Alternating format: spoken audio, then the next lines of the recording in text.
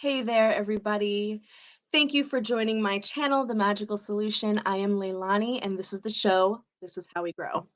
Tonight, I'm really excited because once again, I get to invite a friend onto the show. And I don't normally invite a lot of my friends.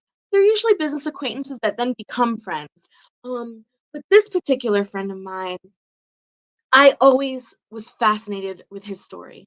Always. And all the things that he teaches our group, because he's in my Facebook group. And I said to him one day, I said, you know what? You need to come on the show. You need to come on the show and talk about all the things that you do because you're such an inspiration to me. And I'm sure he's going to be an inspiration to you.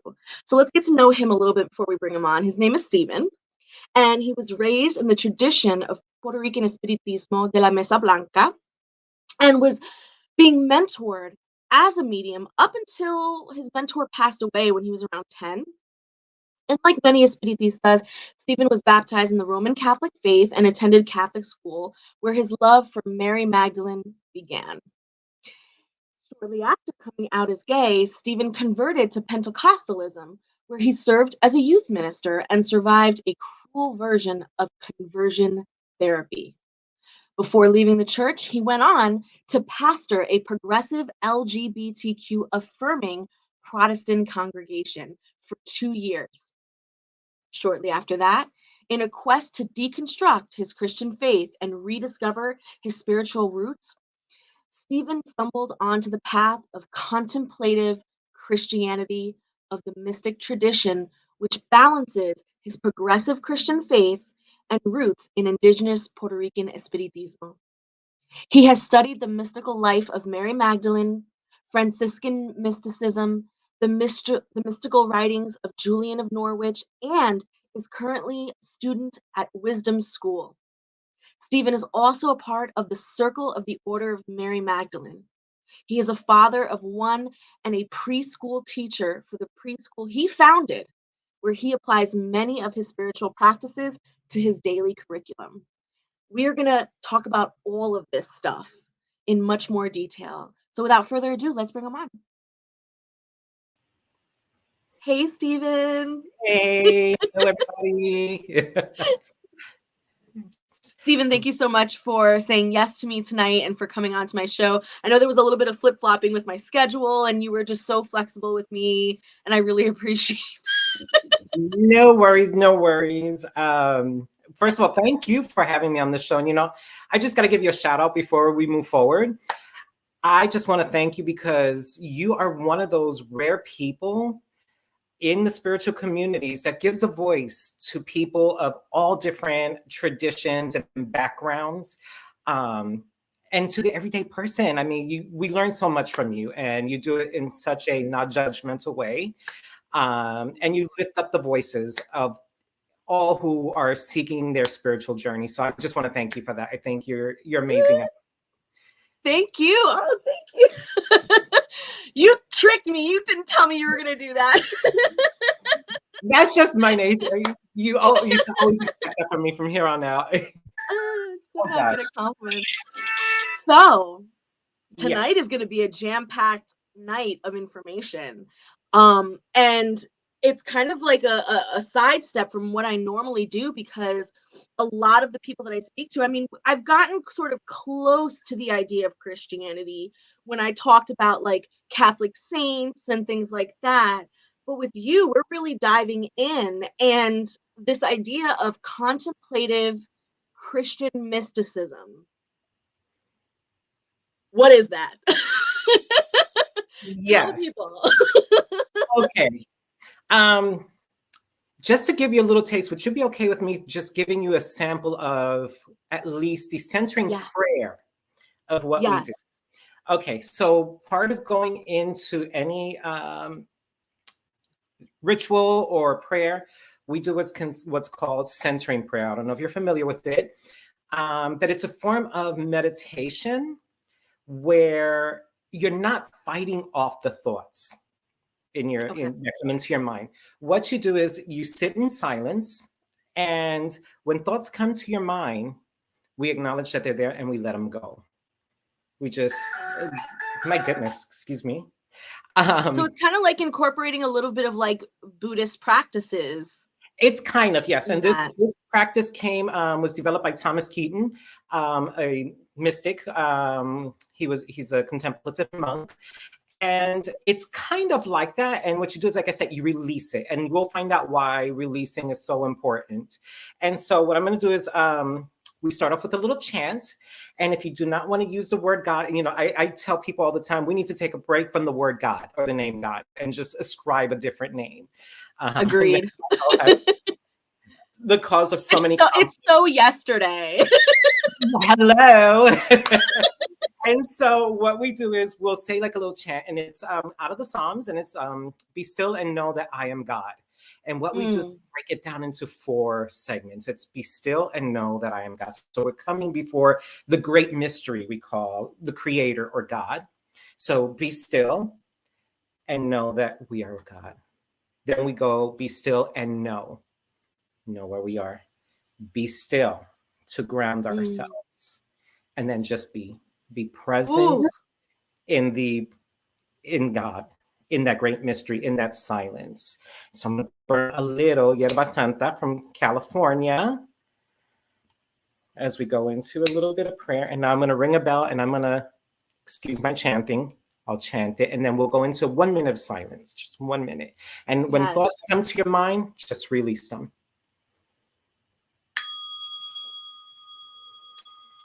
Be still and know that I am God.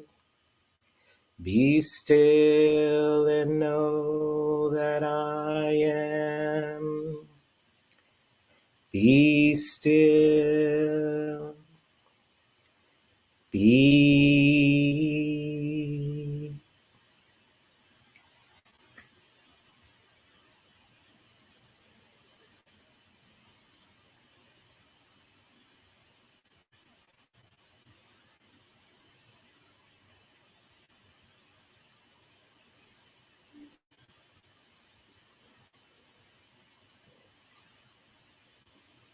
Awesome.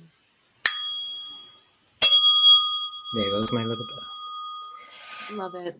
And so it's an exercise. We do this for about 20 minutes. We just sit in complete silence every time to let go. I do this with my babies at preschool in a different way. We sit in silence for 1 minute and just learn to just ground, be present. They have their reading buddies, which they hold to their chest. And we'll find out a little more about the chest and why it's so important to us. And they must love that because it incorporates a little bit of the singing and it's short enough of a time that it stays within their attention span. So that's great. And it's hard. A minute is hard, and it took us a while to get there. I don't say that chant. What I do is we do a breathing where we breathe for each other. It's breathing in. I breathe for me. I breathe for you. I breathe for us, and I breathe for all that is around us. And then we sit in silence for a minute.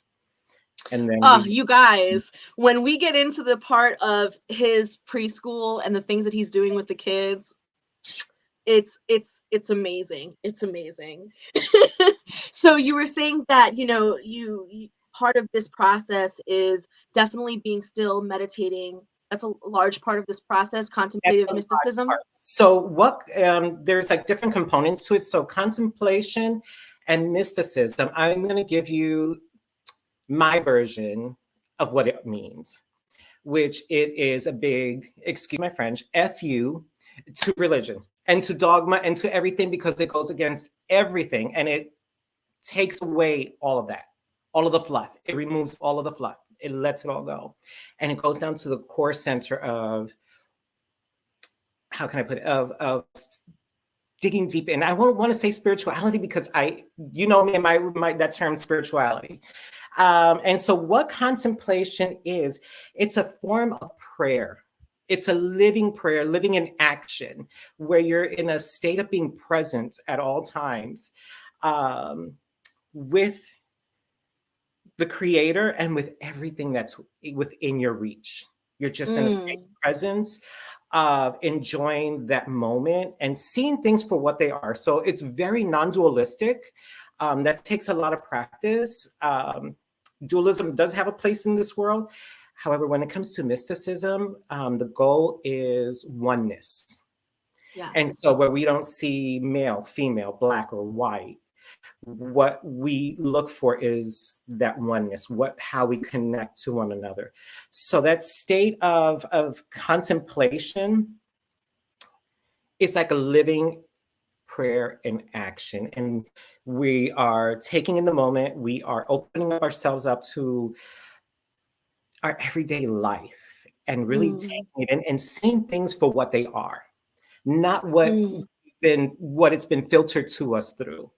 So we kind of take off those lenses. We stop looking at things. We're not worried about titles or finances or anything. We're not worried about yesterday, because yesterday we can't change what happened yesterday.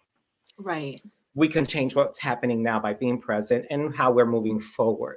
So it's a very present type of Yeah, it really is reminiscent of this idea of like mindfulness and, being non-judgmentally aware and having, radical acceptance for just what is.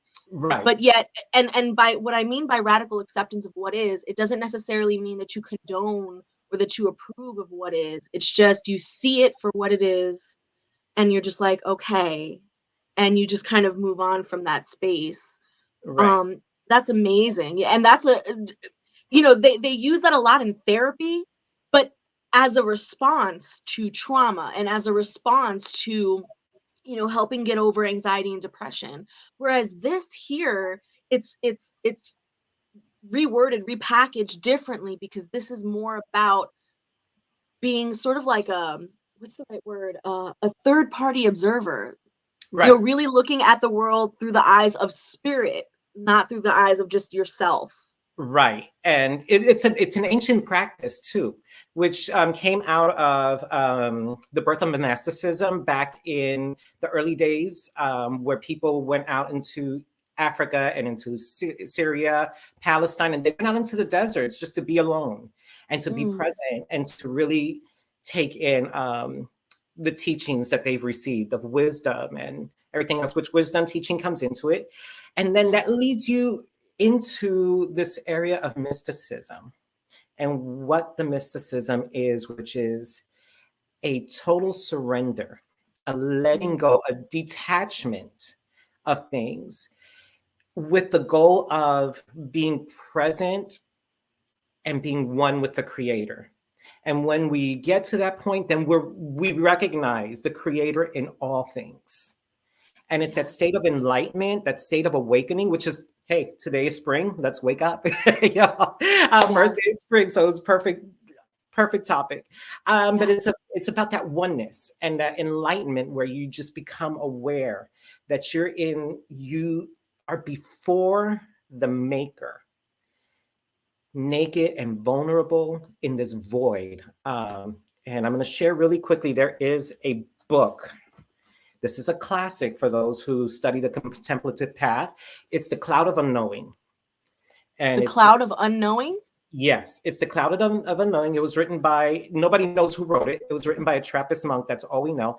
And it's about learning, he's giving instructions on how to live a contemplative life. And the way he describes this is that here we are, there's two clouds. There's the cloud of forgetting, which is where we release everything because we can't fully stand before the creator or anything attached to anything. We have to let it all go, forget it all, and immerse ourselves into the cloud of unknowing. So we take religion, we take dogma, we take teaching, we take scripture, everything is out. You empty yourself and you stand there and you open yourself up. So Mm, that's what it is. And you eventually, as you continue in this practice, and I'm nowhere close to it, you start reaching that state, which is, it's beautiful. I've had glimpses here and there, little dewdrops, and it's just like amazing, just not in the sense that most people would think. It's so undescribable what you mm, feel, which is why you will see many of the great mystics are poets, are right. artists, write music because they cannot express that feeling. And I get it every time I've had those little glimpses in life. And it's just Yes. so simple, yet so difficult Mhm. to explain. So I that's feel more or less you. what it is. And then we also dive into a lot of wisdom teaching, which I'm currently, I'll be starting my second class in wisdom school. Where we approach wisdom differently, it's not knowing more of, wisdom is not knowing more of, but it's about knowing more with you. Okay. It's about knowing more with you, how to internalize it. So we use a lot of intuition is big Mm. time, where we take that wisdom and we let it wash through us and we allow the spirit to speak to us and help us Mm. understand it in a more experiential way. And that's where the wisdom comes in. I love that because it almost feels like, at least the way you're describing it, it almost feels like, yes, you're being exposed to new information, but it's not new. It's almost as if you're remembering it. Your spirit is It's allowing it to wash through, and then it recalls it. It like wakes up to it. right. And so part of what we do and why I talk about like spiritual living versus not, um, our goal is, it's always my personal philosophy, and also a lot of what, with the groups where I study, is that we spend so much time being spiritual when that's not what we're here for. And when you talk about that remembrance, is that we are already spirit put into a physical body. And so our goal is, like, we've already known what it means to be spirit. Our goal is that now that we're in this physical body, what does it mean to be human? Yes. And living into Yes. that humanity. And this is where we have to really like let go a lot within our practices, so that we can filterlessly understand our humanity and live into it. And we Yeah. believe in science a lot. It's like a big chunk of it. So there is a lot of nature theology involved with it. I don't want to tie you up too much. I know there's a lot we got to unpack. Yeah, But I mean, just that alone, oh my God, that could be a whole nother live. And like, not to get dark or anything with it, because my mind always seems to go there, but like, just like you said, just, what does it mean to be human? I guess that's part of another reason why it's so disheartening sometimes when you look around you and you see people literally just getting their humanity sucked out of them, like becoming numb, to violence, to, war, to starvation, hunger, whatever. It's almost like, and it hurts more when you yourself are coming into the understanding of knowing what your humanity is all about, when you yourself are coming into, allowing yourself to be seen through spirit, to then look at all of that pain and suffering, it hurts more. It's almost like the burden of awareness. The exactly. more you know. It is. There are times where you have those little glimpses. Everybody has had those mystical moments in their life. We all have the Yeah. capacity of being there. And there's just those glimpses that you get, and it's like, and it just, for me personally, it's propelled me to dig deeper, to go Yes. further, and what can I do to change? That's where that spiritismo comes in, of how do I now help people progress? Like, we That can't I just meant to ask you that. So like, where does that connection of your contemplation, mysticism, and specifically with the idea of Christianity, how does that play into Espiritismo? right. Being such an indigenous, being such a almost like a magical-esque kind of system, you know? Right. And so I personally believe in the spirit world, and you heard a little glimpse of it the other day. Um, and so where it plays in is growing up, there was always this emphasis on progression. When I was growing up, being taught about espiritismo, and what it meant to be an espiritista. Because since from a very young age, I was already being mentored. I was sitting at the table. And one thing that was always driven into me is progression. Everything we do is about progression. And how do we take what we learn to not only internalize so we can progress as humans, but how do we also then extend that grace to somebody else? How do we Yes. help them progress in life? And it ties in perfectly with the messages of, and I'm going to use the word Christianity, but I just really want to detach myself from that term as well, because Christianity is a religion that was made. It had nothing to do with the teachings of our teacher. So I try to just remove all of that and just get to the heart of that message of that teaching. And it ties in with what he was teaching, that it's about taking care of each other. It's about helping each other heal, not just cure, because he was a cure, but also heal. How do you heal that spirit, and how do you help people progress to live a more fuller life? You'll hear it constantly within our tradition, the kingdom of heaven, which has nothing to do with a place where we're going to when we die. It's here on earth. It's here on earth, and it's about how do we cultivate a life of justice, a world of peace, of loving and care and taking care of each other, and calling out the powers that may be who are in charge and are corrupting the system. How do we flip over the tables of the Pharisees and the scribes of today's generations? How do we flip those over? And so that's where it ties in for me with the Espiritismo. I saw that connection immediately, and I was like, okay, this is something that's going to continue to be a part of me, is that spiritual progression, and how do I support it within my community and the faculties that have been given to me? How do I use that to not only progress myself, but help others along the way? So, as you moved through your spiritual journey, and again, we hate that word, right? But Yeah. as you move through your journey, we noticed that there were some mentors and muses that helped you along the way, and also a very specific spirit that helped you along the way, Mary Magdalene. Now, what is her significance in contemplative mysticism, or is it more about her significance to you personally? It's a bit of both. It's a Okay. bit of both.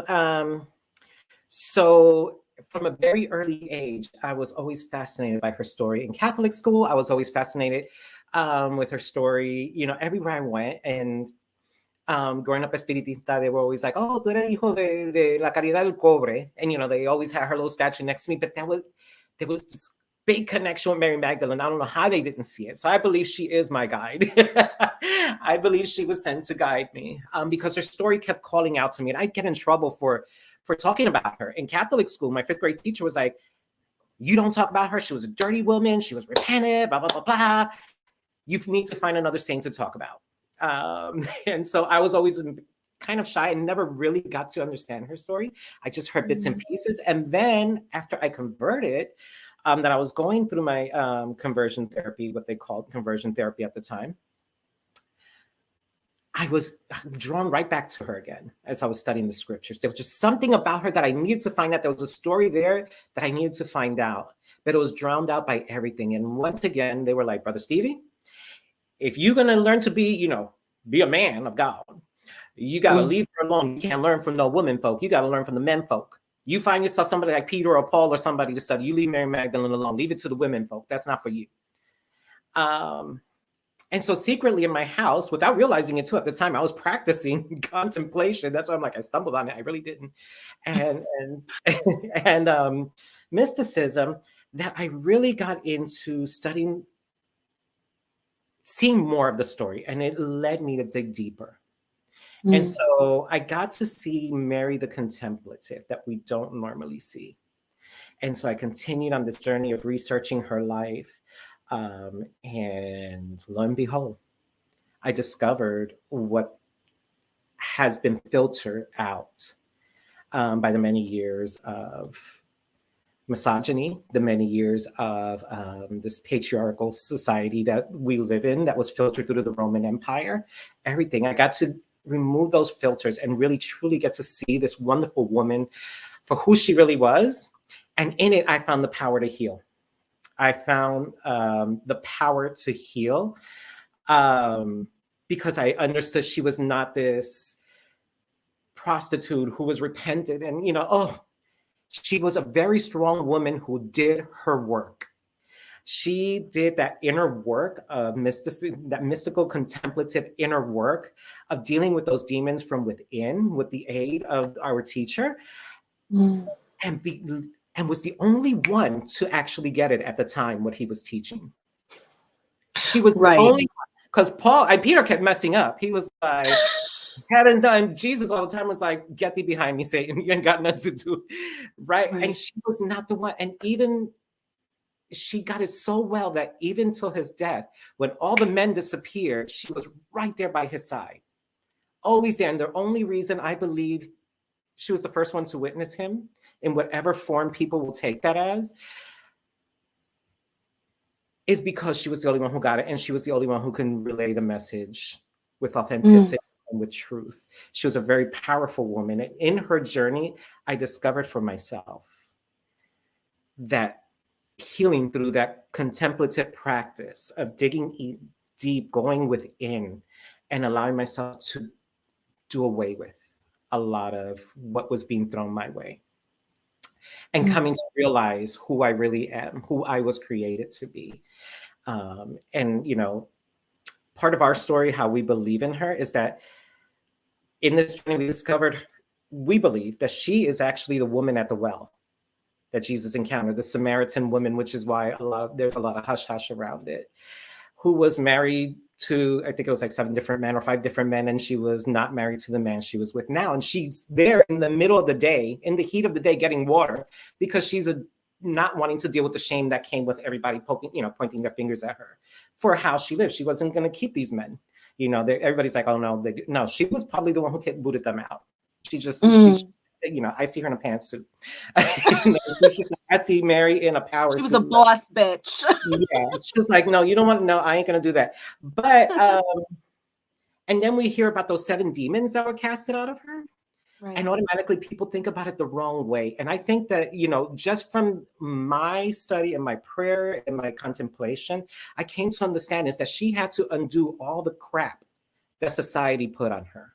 Yeah. It wasn't that she was a prostitute. There was nothing wrong. She wasn't, you know, just none of that stuff. It was more of this crap that society puts on us, how they label us. And I remember that as I was getting that, she guided me into this passage that talked about, and I shared it with you the other day, which was the circumcision of Jesus at 8 days old. And I was like, why are you taking me here? And I'm like, well, I don't want to read about this. And in that story, it was revealed to me at the time that this is us, our humanity, and how at 8 days old, without even asking Jesus, do you want to get circumcised?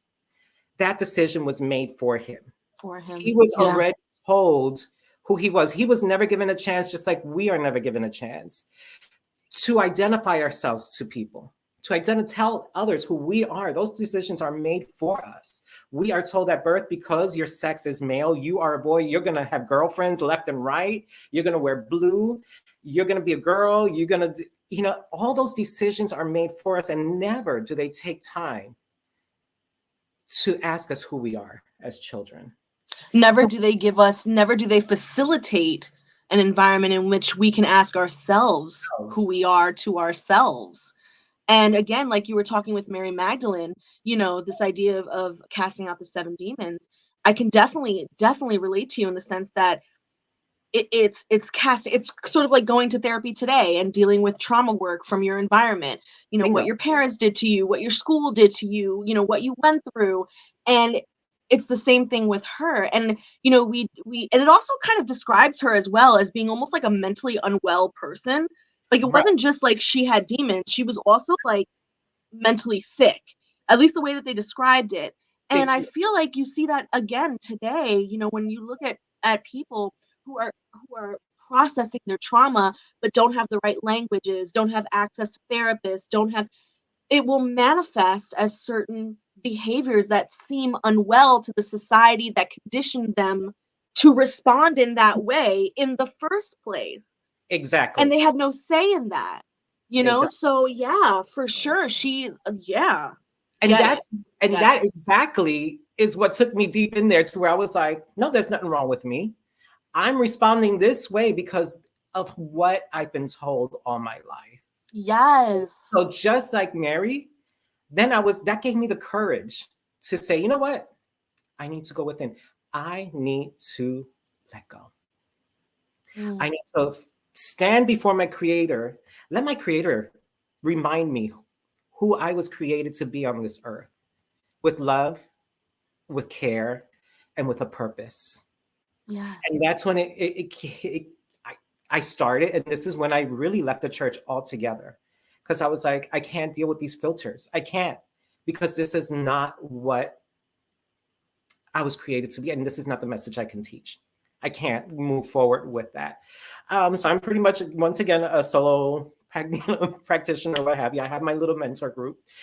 But yeah, so Mary was like that key figure, just to see her and just to see her in that leadership role afterwards, that from pretty much they had her from the outhouse to the penthouse. You know, she just went rags to riches. And it's because she did her work and she got it. She took the time. And that was my encouragement. And still to this day, me and, as I call her, Miss Maggie May, me and Maggie May are like tight. Going through it together. Yes. And that was because like that work is never done.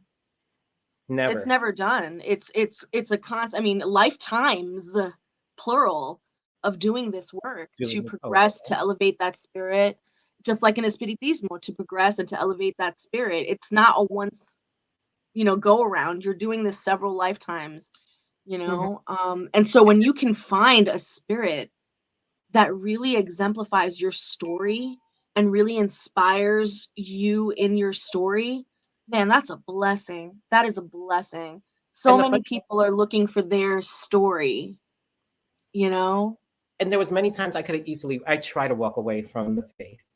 And it was Mary who brought me back, because there was the story there. That was the answer for me. That was my liberation. That was my awakening moment.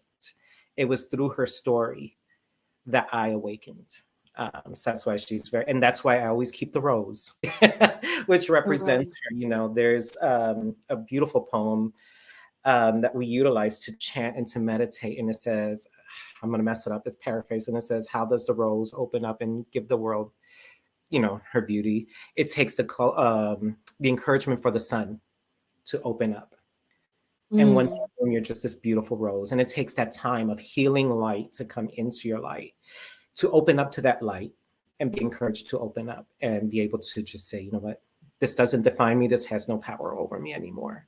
And just to release it.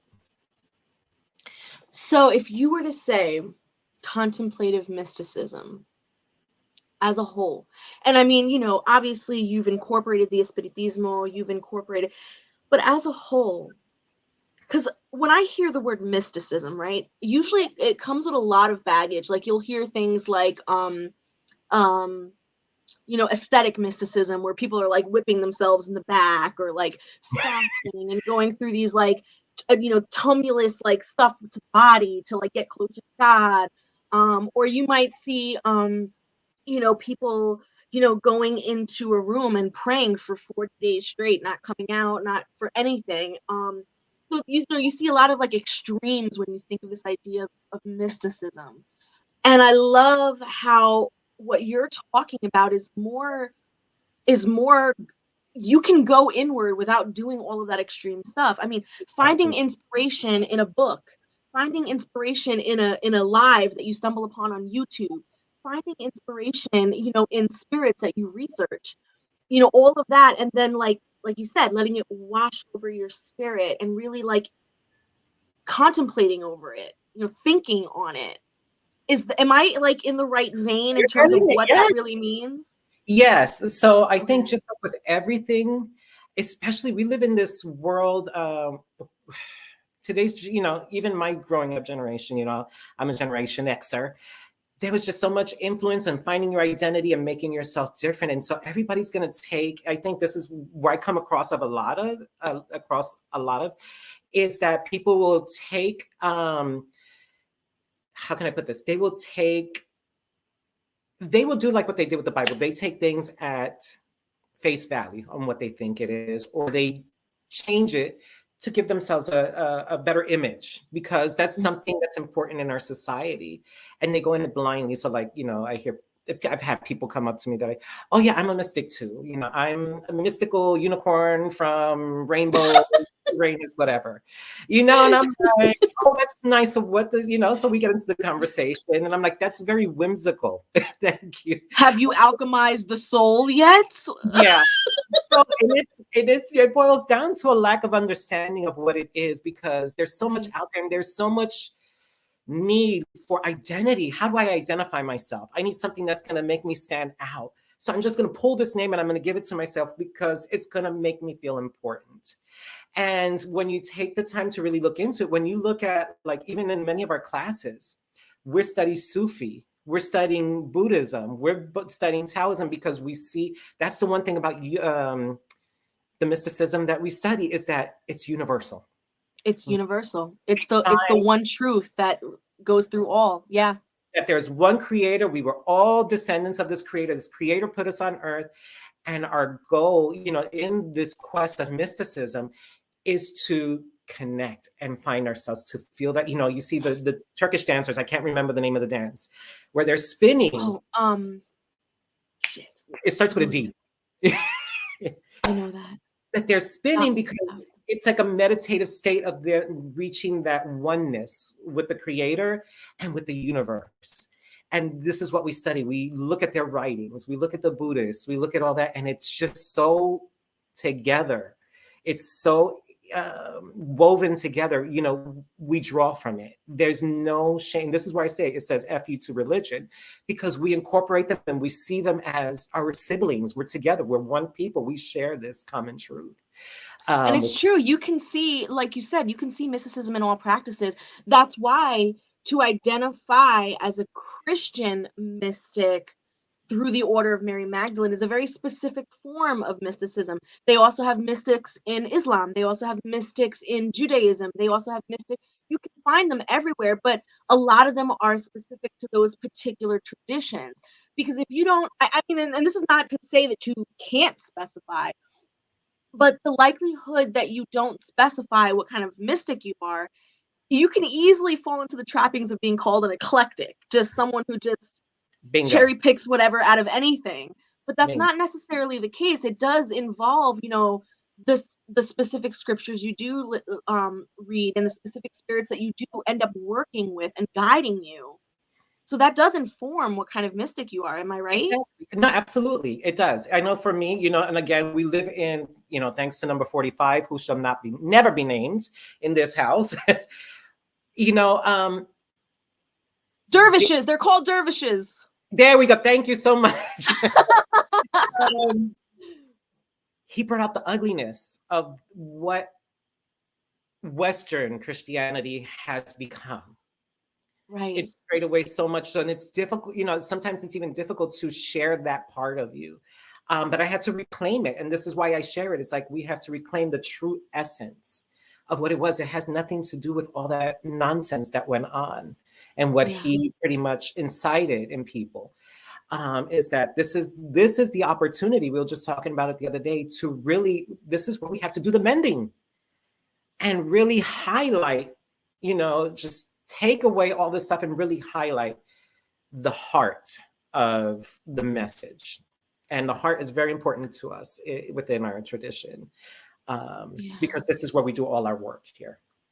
All here, yes. All here. You actually said it. You said, and it reminded me of a quote. It reminded me of a quote from Tibetan Buddhist, and I forget the name of the specific bodhisattva that it came from. But the quote was, with my right hand, I think it's something to this effect, with my right hand, I shall protect you, right? And with my left hand wide open, I invite you to come as you are. And it's the exact thing that you were talking about, where you're a spirit that's learning how to be human, and the spirits that you're working with, the scriptures that you're reading through, it's allowing you to reveal yourself to yourself, and then radically accepting who you are. You're like you said, you're surrendering, and you're coming to the altar, butt ass naked, all you, and just you are your being, and like that is just so freaking badass. Now here's the juicy question. Yes, go. Here's what I want to know, because your work history is also very elaborate. You've been through a lot serving your communities. the LGBT community, mental health communities, the youth in trouble, like all kinds of stuff. You've been through it all. And now you're at a point where you have, and blessings to you. I am so proud of you for this. And I am so like, I just hope this spreads like wildfire. You have come to the point where you have opened up your own sort of preschool program in which you incorporate these ideas of contemplative mysticism. Please walk us through like a day. Like, what does that look like for the children? How do they react to it? You know, what is just wow. I really hope that this catches. When we talked about this the other day, I said to myself, "Oh shit, I might just have a kid." Like, there's hope. We're Because at starting first I already. was like, your girl is not having no kids in this fucked up world. This is not happening. And you gave me hope. I said, I will send my kid right to him.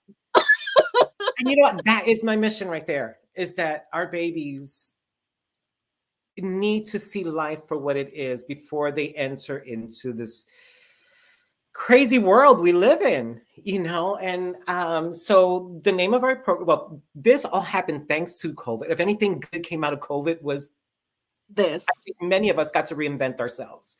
We got Yes. to take risks. We're like, fuck, we can't do anything. We're stuck here. Let's try something new.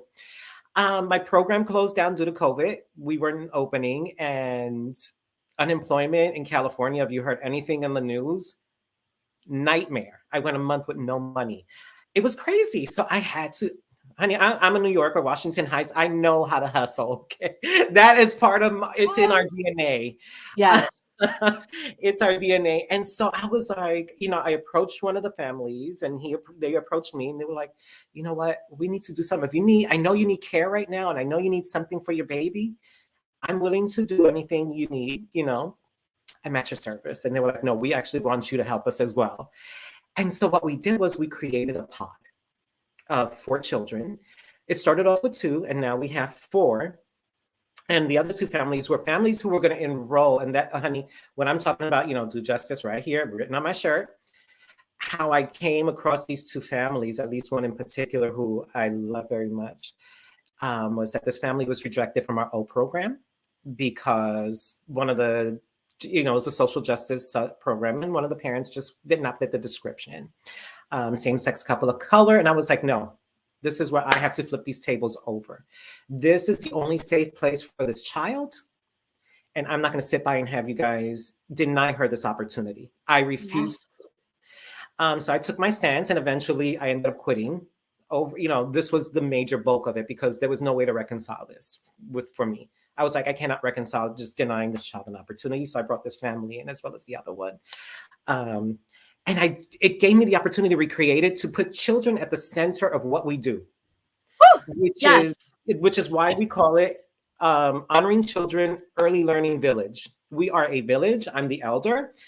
Parents go to work, and I take on the responsibilities of the village elder, of teaching the children, of working with the children. And I put them at the center of everything that we do. We ground everything we do in love. And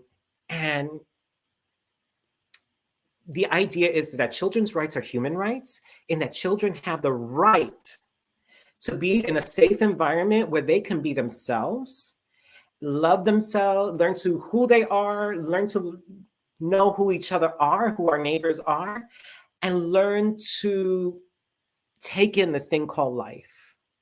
And so a lot of what I incorporate into that, as far as from my traditions, number one, is that silence, that opportunity for silence, which doesn't mean the absence of speech, but just of the nonsense talk that we don't need, all the fluff. Right.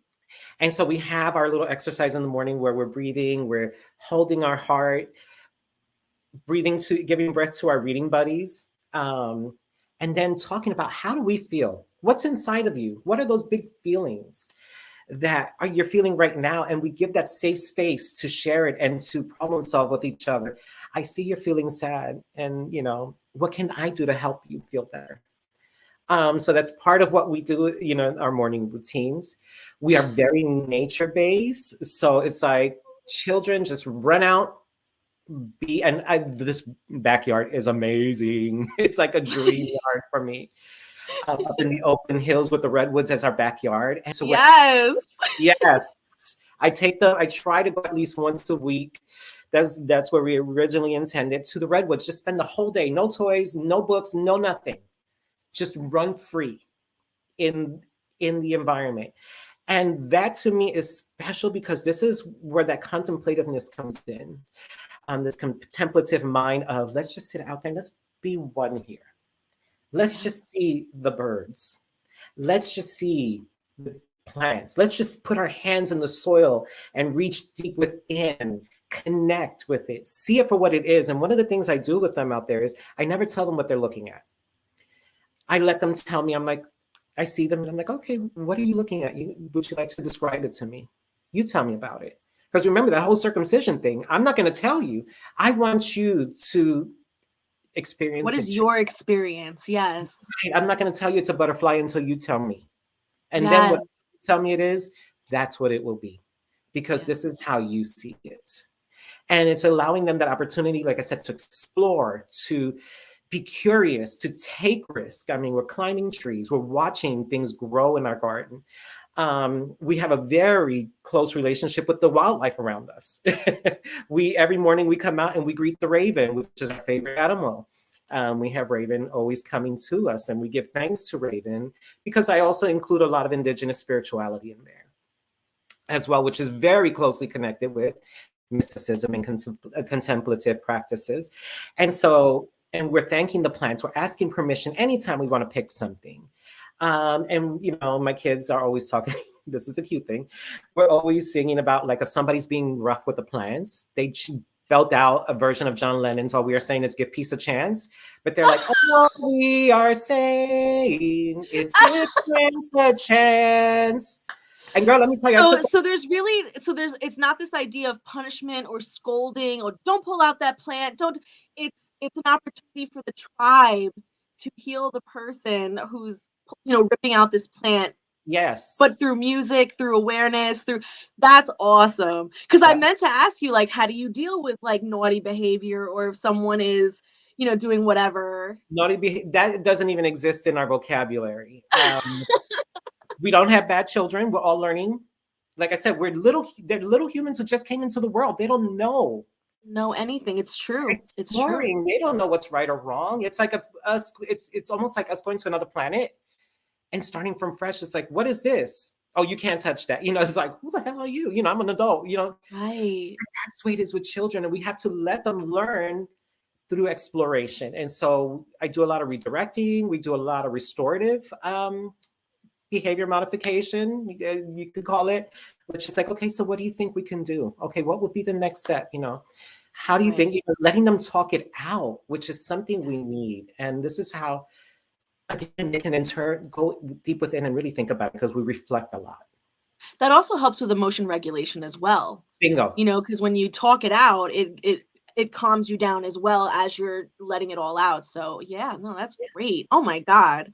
Yeah, Oh one of our favorite things dude. is sitting under the orange tree in our little chair and just watching the clouds, watching the birds, and we're trying to decide what the birds are saying or what have you, or when the squirrels come in, just that deep connection for them to see creation as an extension of who they are. Because we all are. And like I said, I really hope this catches. I hope you need to write a proposal to like the school boards and like have that like implemented somehow. I don't know how it works, but make it happen, Steven, because this is so cool. And I know we're wrapping up on time, but one of the things that I think right now is going to be really important, obviously I'm a big advocate, is what's going on in Florida right now. Don't say gay. I don't know if anybody's familiar with what's going on. It is just ridiculous. I want to be able to create that space to highlight the importance of being able to talk freely, because not only is the child learning about who they are, they need to hear, but we also have families coming in who don't look, none of our families look the same. Yes. And how do we explain that to children, if we're not allowed to discuss it? How do we get them to know who their friends are and love them and be defenders of each other, protect each other, and learn to get along? Instead, it's going to be some taboo and we're going to pick on this child because they're different and we don't know why they're different.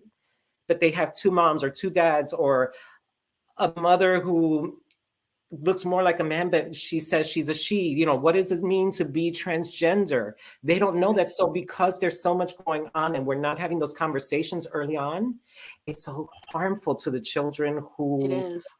on both ends, the ones And who it's are, not even like, and it's not even like these conversations need to be, you know, hardcore in your face conversations. They can be age appropriate. oh, These are conversations that you can slip right into a friggin' math problem. You know what I mean? Joey went to the store to buy his husband lipstick for bingo. $5.99. He bought the lipstick for his husband for with $10. How much change is Joey gonna get? Right. And like it'll start a Normal. conversation. Well, why is Joey giving his husband? Wait, he has a husband, and next thing you know, you can have a conversation. Like it doesn't have to be like, you know. This And is I what it think that is. that's what they're so afraid of. It's Right. And that's crazy. where that mystic part comes in as well, is that we're Yeah. seeing each other as humans, Yeah. non-dualistic. We're seeing who they say they are. And that's what I try to, like I said, I really want to cultivate it in that environment and highlight it so that they can see it works. It's safe. It's okay. Yes. There's nothing to fear. Steven, Yes.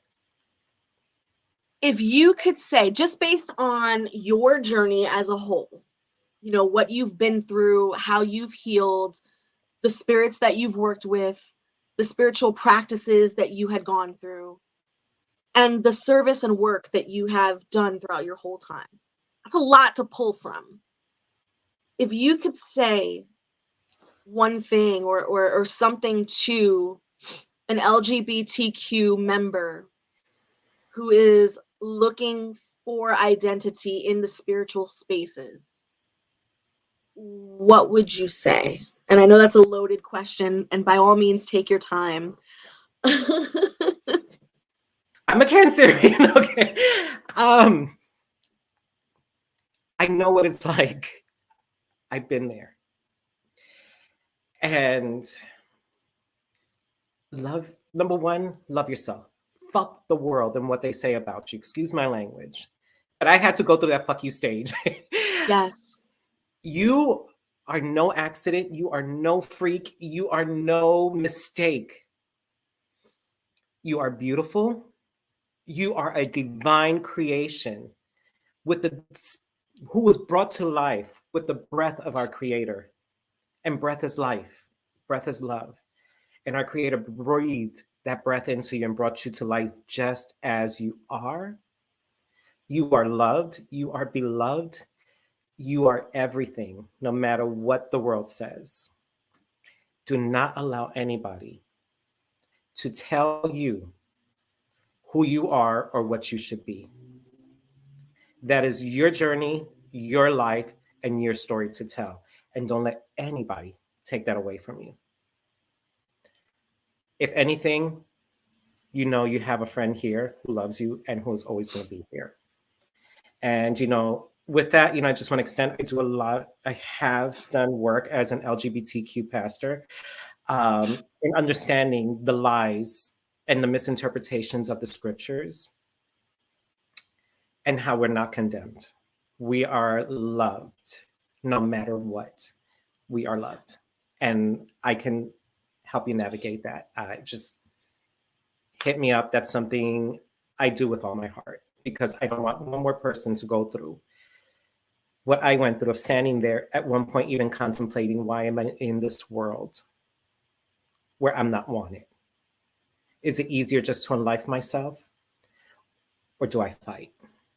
And so if I can support somebody on that journey, by all means. And I'm so glad that you fought. I'm I so glad you did. did. I The did. And the impact that you're having on these little babies are amazing, and I wish you the best.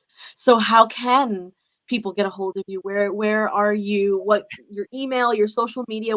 How can people reach you? I don't have a social media website. I'm trying to stay away from like having my own little page. I don't want to be exploitive or come across that way and just hit up by all these things. But I am on Facebook. That is the best way to reach me. I'm barely on Instagram. I have a TikTok account, but I don't tick or talk. That's not me. But definitely Facebook is the best place. My name's Steven Salinas. On Instagram, I'm Garaya 1972.